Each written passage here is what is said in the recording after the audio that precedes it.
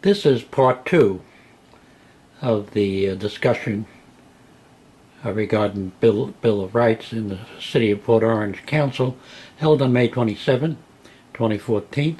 It has to do with notifying citizens about possible changes in zoning laws.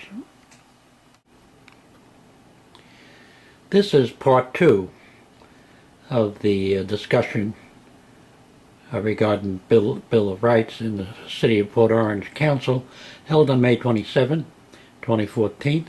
It has to do with notifying citizens about possible changes in zoning laws. Council, you agree with that? Yeah. Yes. Audience, someone want to speak to this? Builder, investor, whatever? Yeah, Mike Gardner, 618 Ruth Street. That's a good matrix that you guys put together, and there are some gaps that Port Orange shows with respect to other municipalities around it, but I would encourage you not to get too bogged down in that right now. Really, I think what we're all interested in is getting developers and neighbors to start talking at an earlier point in the game. And if we start going, well, where are we going to post it? Are we going to change the color of the signs? Are we going to wait till the planning commission without asking the question, which is how do we get the different parties together? I think we're missing the point. It's been my experience that when people sit down, they talk across the table or across the backyard, a lot of things can be ironed out. That if you wait for a formal presentation at a planning commission, you've got a bunch of people who aren't informed at that point, and a bunch of people who are over-informed, and then you got the city, and, quite honestly, I don't know where the city stands a lot of times. It would be nice if everybody could get together as early as possible. I'm not saying it has to be a certified letter to the homeowners. If somebody comes in and makes an inquiry of the city, and it's rather informal, we can come up with some informal way of posting that. Put it on the website. Walmart came in and made an inquiry about some property on the corner of Madeline and Nova Road. And that's all it was. And then as things become more formal, go with more formal notices. But there's certainly no reason to keep anything secret.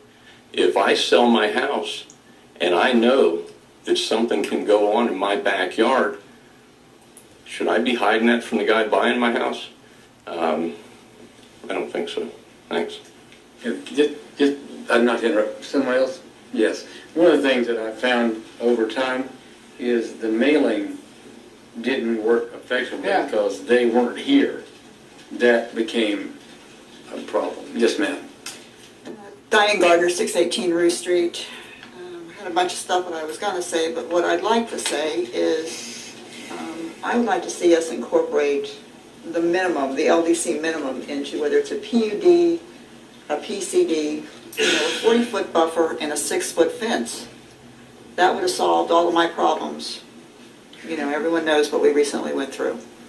Now that is what we're going to get, and I think that would have saved us as a neighborhood tremendous agony, stress, protracted arguments. I think it would have saved our developer money too. And I hope that if we could put that as a non-negotiable thing in this new language, I think it would be a good thing. In fact, I would, if the developer wanted to exceed that LDC minimum of 40 feet with a 6-foot fence, maybe go to 50 feet with an 8-foot fence, I'd be glad to let them do whatever the hell, had they wanted to do on the other side of the fence.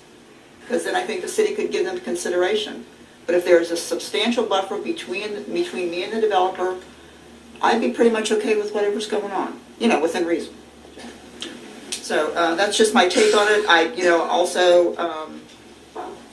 I think mail notification is a simple fix on a lot of things. I would like to see us, again, get people involved sooner rather than later, get people talking.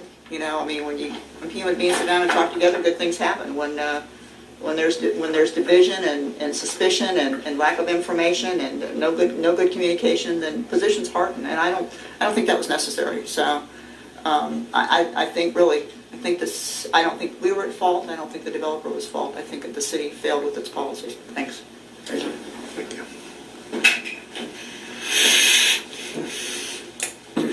You following the part there, Nick? Yeah, falling apart. Newton White, Renner Road, Port Orange. 2 points on this. The first, advertising in the newspaper is probably about as effective as taking out the back page ad in the phone book. Expensive. Uh, Unless you're an attorney. huh? Unless you're an attorney. Yeah. I don't know when the last time I saw an actual phone book was, but that being what it is, I don't think that that's a really effective way of reaching the people. The obvious thing is if you're going to do something or if something's going to happen, something's going to be in the future, you stand on the property, you do a 360, and you say everybody that's within eyesight of this needs to make sure we know about it. Send them a letter, knock on the door, put a big sign up, all of the above. That would be my recommendation. The one that hits an example that I know about that's ongoing is the sidewalk for the west side of Spruce Creek Road between Taylor and Central Park. That project is at 60% planning. I saw the plans and I wound up talking to the engineer that's working on them because I had asked that it be considered that they would put a crosswalk at the light that's currently at Fire Station 72. That wasn't in the plan, and I really wanted to know why. Because it costs a lot of money, but nobody has inquired to the residents how many people would use it. Would it make it safer for kids getting back and forth from the west side of Spruce Creek Road to the east side where the all children's park is? But that being what it is, I also noticed on the plans when I was looking at it closely that there's people that back up to that right-of-way with plantings on the right-of-way side of their fence. And according to what was noted in the plans, they were only going to be given a 2-week notice to have to get rid of their plantings. And I asked about that, and I was told, well, that's pretty well standard what we do. And I says, you're going to tell these people 2 weeks before a backhoe shows up that if you want to keep those plants, you got to move them in the next 2 weeks. And that's what I think part of this was brought to address tonight, that you get way too far down the road, and in fact, in this case, the way it was written, they could get to the point of nearly starting construction before somebody that's going to have this in their backyard is going to look out their window and see a piece of construction equipment moving. And I think that's where we need to work on the notification as well. Thank you. Anyone I'll else? have to end now, and I'll be back with part 3.